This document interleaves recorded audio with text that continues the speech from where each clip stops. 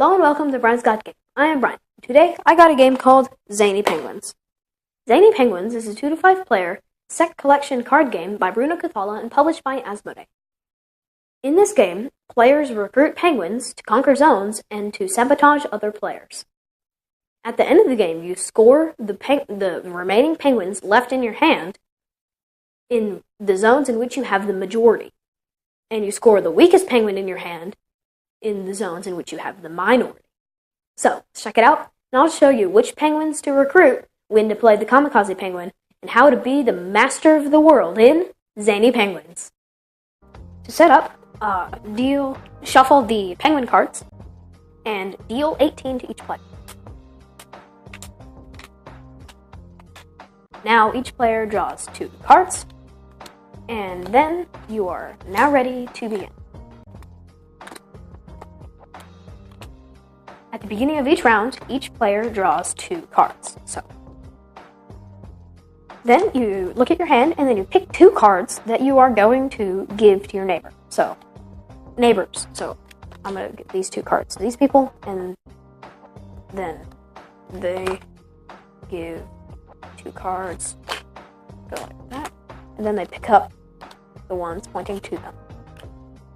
After everybody has given and gotten cards, you look at your new hand of 4 cards, and you pick 1, and play it face down in front of you. Now, on the count of 3, everybody flips over their card.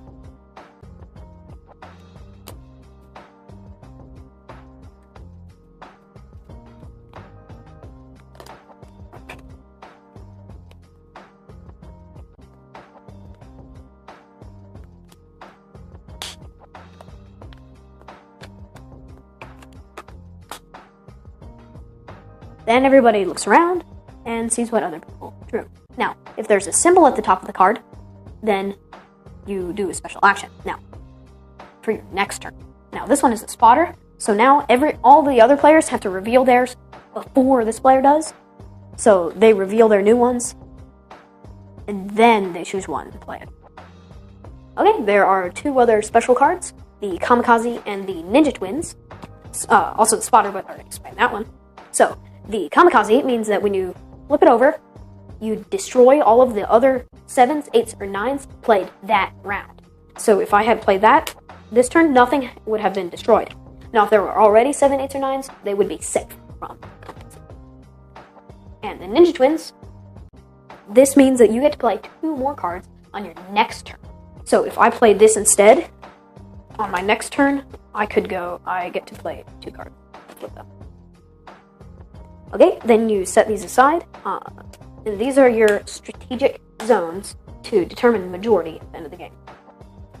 Then each player draws 2 more cards, so now they have a 5 card hand.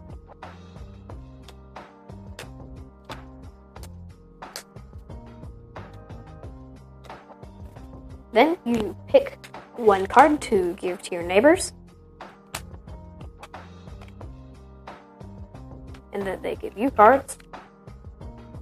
Then everybody picks up their hands, chooses a card to play, and puts it upside down in front of them. Now, because this player played a spotter that turn, then everybody else has to reveal them before he does.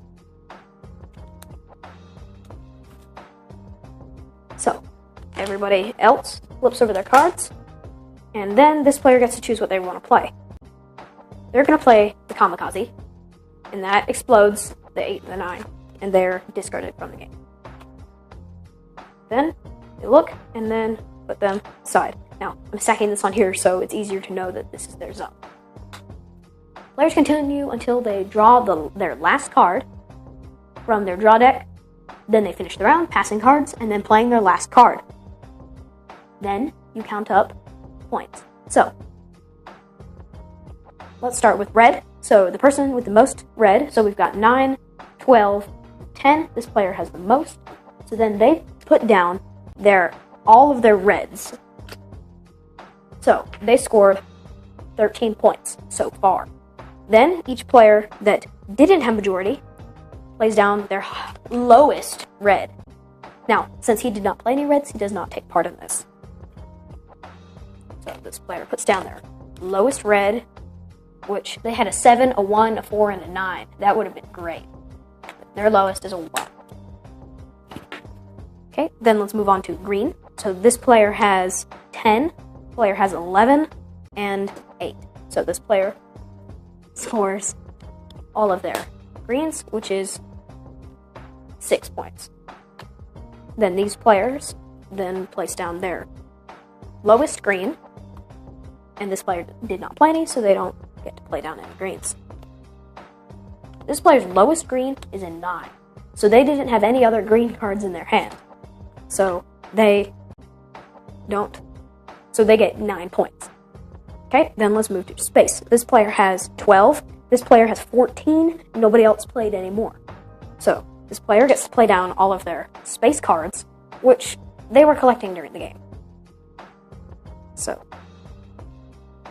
put those there. Then this player plays down their spaces, which they don't have any, they played all.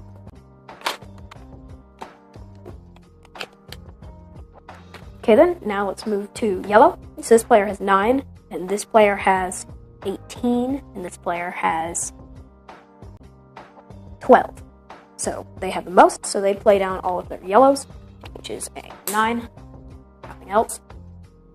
This player plays their lowest yellow, which is a 6, and then this player plays their lowest yellow, which is a 3.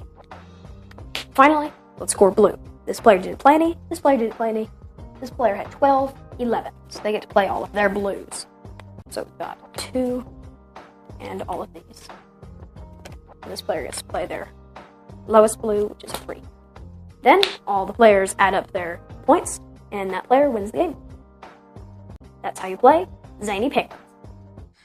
Okay, got my dad here for parents' opinions. So Dad, what do you think of Zany Penguins? I really like Zany Penguins.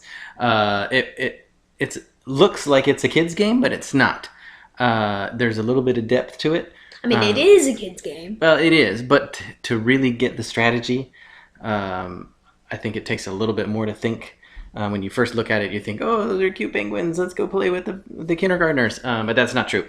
There's a little bit of depth to this one, and that's why I like it so much. The components are nice, so it's just cards. I mean, the tin is really cool with the nice insert. The cards, there's cards with, they're just cards. Yeah, yep, it's a card game, but the tin is definitely nice. If you like tins. Stack them. The artwork is really nice. The penguin on the back of the cards. And then all of the different artwork for each different number, and then the different backgrounds for each color. Yeah. Yeah, so it's essentially a suit, right? There's color suits. So many suits, and those are the zones or the backgrounds. But you're right, the art is unique for each one of those. So I think they did a good job, and they're silly penguins. Silly penguins. Zany. Zany really. penguin. Like you said, this has a lot of strategy in it. So you are drawing 2 cards, and then you're passing them to the people, your neighbors, and then cards you don't want. That you don't want. And you know that they don't want. That they don't want. Yeah. And then they pass you cards. So you want them to give you good cards, but they probably won't because you're giving them crappy cards. Now, sometimes you pass them a card and they pass it back, which happens. So you want to choose which cards you're going to pass, and then you get to play a card. Which card do you play? Which suits do I want to go for, and what numbers do I play?